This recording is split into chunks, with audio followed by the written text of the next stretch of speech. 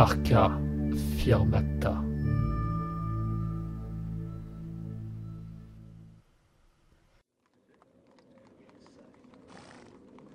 L'épidémie s'étend sur la ville. La préfecture ouvre des dispensaires spécialisés. Le corps médical impuissant. Achetez l'intransigeant. Édition spéciale de la nuit du 14 octobre. Quelle soirée! Tu as vu les nuages au-dessus de nos têtes? Ils n'étaient pas là tout à l'heure. Brrr! C'est glacial. Cet hiver est très froid. Je me demande si c'est le froid qui nous rend tous ces gens malades depuis 2 semaines. Une sorte de méchante grippe, non? Sûrement pas. On raconte que les pauvres diables tombent dans un coma profond et qu'il faut les nourrir avec des tubes et de la soupe en permanence, sinon ils décrépissent. Certainement pas une maladie due au froid. Je pencherais plutôt pour quelque chose venu des colonies africaines. Un méchant virus tropical. D'ailleurs, Louis Pasteur aurait déclaré que son prochain institut fera aisément la lumière sur... Oula, c'est grave ça. On va se prendre une giboulée. Fin octobre, c'est une première. J'espère que cela ne va pas endommager la construction de notre Dame de Fer. Ils en sont au second étage, tu vois. Elle est vraiment grande, la tour la plus haute du monde. C'est magnifique les prouesses de l'ingénierie moderne.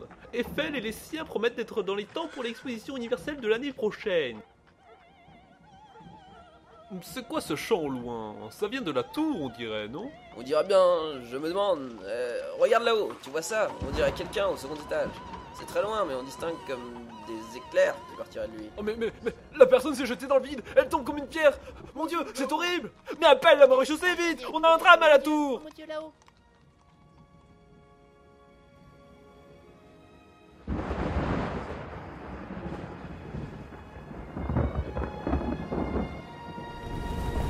Ceci est mon dernier chant, le plus beau sans doute.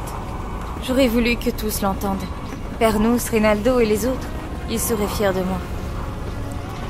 Étonnant que je puisse vous parler en tombant et en chantant sans faire la moindre fausse note, ne trouvez-vous pas? Vous assistez à mon acte ultime, le plus important de ma jeune vie. Je me nomme Hélène de Carabas, j'étais apprentie cantatrice et je viens de sauver l'humanité au prix de ma vie.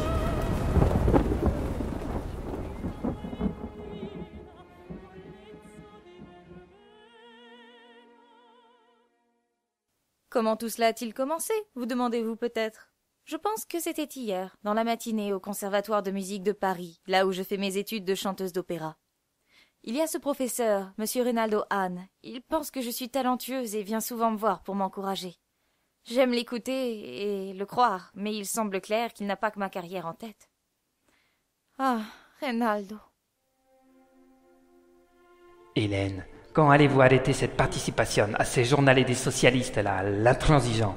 Vous perdez votre talent, vous devriez vous concentrer plus sur vos leçons de chant. Je peux vous y aider quand vous les désirez. Monsieur Hahn, que dirait-on si l'on savait qu'un enseignant tel que vous donne des cours particuliers à une étudiante? Le scandale ne vous effraie donc pas?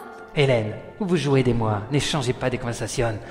Je sais de sources sûres que Pauline Viardot, la grande cantatrice, va venir en personne la semaine prochaine dans notre conservatoire, choisir une jeune élève qu'elle formera elle-même pour peut-être la remplacer un jour sur les grandes scènes du monde. Madame Viardot? Dans ce conservatoire? Mais elle n'a donc aucune confiance dans les écoles de chant pour créer de bonnes cantatrices? Simplement, non, en effet. Mais Hélène, c'est la chance de votre vie.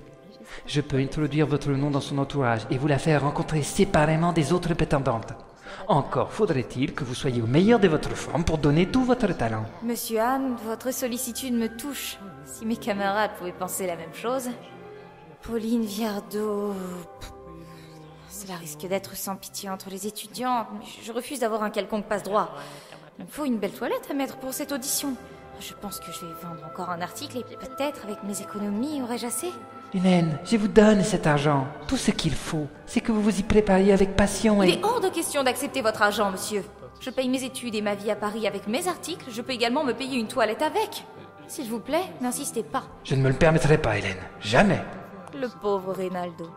Comme trop souvent chez les hommes, il n'y connaît rien en psychologie féminine. Je suis indépendante et celui qui m'aime devra l'apprendre sous peine de me perdre. Pour préparer mes articles, j'ai la chance de pouvoir faire appel à mon beau-frère, Pernous de Carabas, inspecteur à la préfecture de la police parisienne. Notre défunt père lui a légué son sens aigu de la chose inventée et c'est un as du bricolage, parfois au détriment de son métier dans les forces de l'ordre. L'aide que je peux lui apporter m'est remboursée en amour fraternel et en sujet d'article.